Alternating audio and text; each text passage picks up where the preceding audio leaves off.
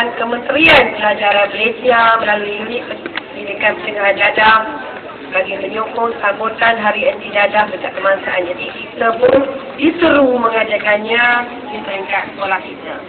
Di antara objektif mengadakan program ini adalah untuk mempertingkatkan lagi pengetahuan dan kesedaran murid-murid tentang bahaya najis dadah berkenaan, ya.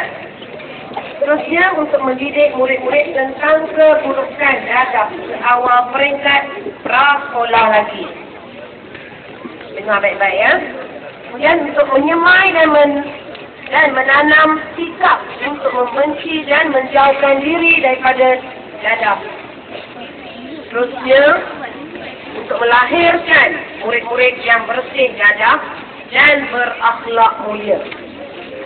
Kalau kita terlibat dengan dadah, dah tentu akhlak seorang itu akan menjadi bertambah buruk.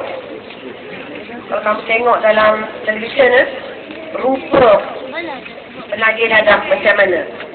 Kurus, tidak bermaya, tidak bertenaga, dirinya pun kusut masai, pakaiannya pun kotor, tinggal di tempat kotor. Tak nak jadi macam tu, ya. Okey, terusnya objektif yang terakhir adalah untuk menggalakkan murid-murid dalam melibatkan diri dalam pendidikan pencegahan dadah sekaligus menyelamatkan diri mereka daripada terjebak dengan dadah.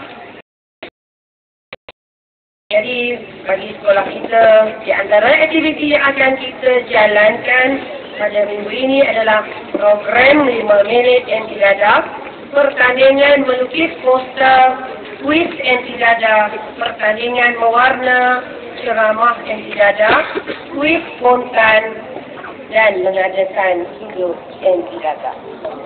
Jadi saya rasa tak ada apa lagi ingin perkatakan, yang kata nak begitu, ya. Jadi dengan lafaz Bismillahirrahmanirrahim menyempurnakan majlis pelancaran Hari Anti Dadah dekat Sekolah Bangsaan Mahmud Mencari bagi tahun 2020.